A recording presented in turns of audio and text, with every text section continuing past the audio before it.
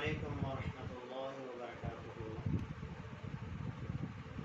الحمدللہ وحدہ والصلاۃ والسلام علی من لا نبی بعد، اما بعد فاعوذ باللہ من الشیطان الرجیم۔ بسم اللہ الرحمن الرحیم۔ قال النبی صلی اللہ علیہ وسلم: المؤمن للمؤمن كالبنيان يشد بعضه بعضا وشبك بين اصابعه، متفق علیہ۔ اس حدیث کو بیان کرنے والے سیدنا ابو موسیٰ اشعری رضی اللہ تعالی عنہ ہیں۔ سیدنا ابو موسیٰ اشعری فرماتے ہیں کہ اللہ کے رسول صلی اللہ علیہ وسلم نے ارشاد فرمایا: المؤمن کالمؤمن للبنیان، ایک مومن دوسرے مومن کی مثال ایسے ہے،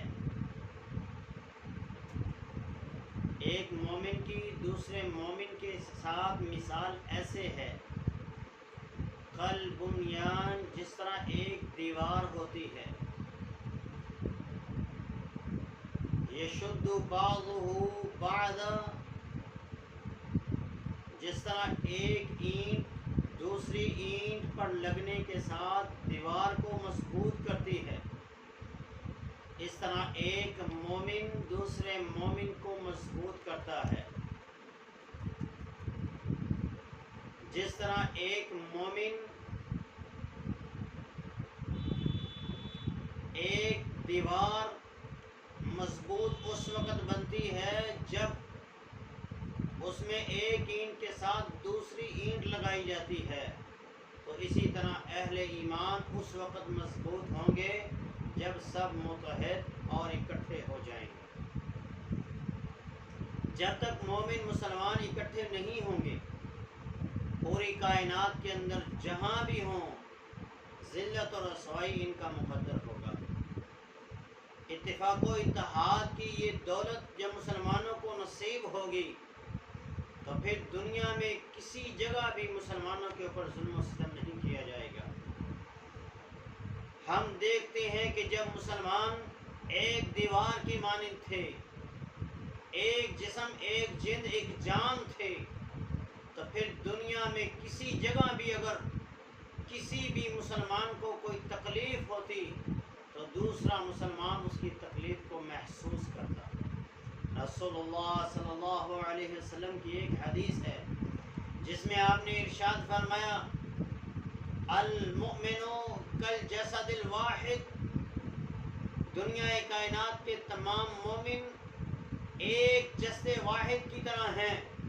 اذا اشتقى عضو اشتقى الجسد كله، جب جسم کے کسی ایک اعضاء کو تکلیف ہوتی ہے تو پورا جسم اس کی تکلیف کو محسوس کرتا ہے۔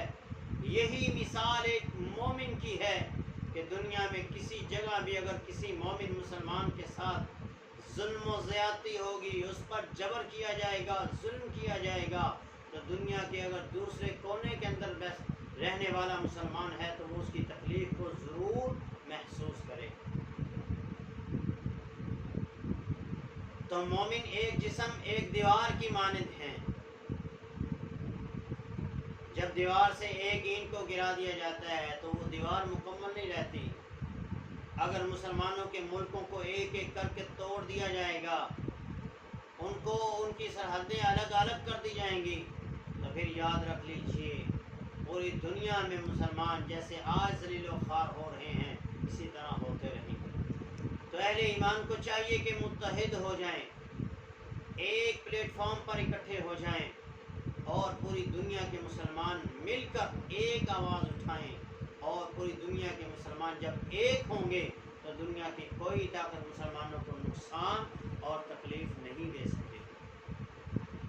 نبی علیہ السلام نے مثال دے کے سمجھایا، جس طرح یہ انگلیاں دوسری انگلیوں میں جائیں گی تو یہ ہاتھ مضبوط ہو جائے گا، اسی طرح اہل ایمان دنیا کے اندر مضبوط ہو جائیں گے۔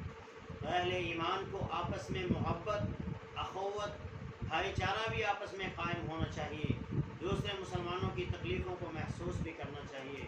جب یہ کیفیت ہوگی تو انشاءاللہ العزیز اللہ مسلمانوں کو دنیا میں عزتوں سے نوازے گا، مومنین ایمان والوں کو اللہ تبارک و تعالی دنیا میں کامیاب اور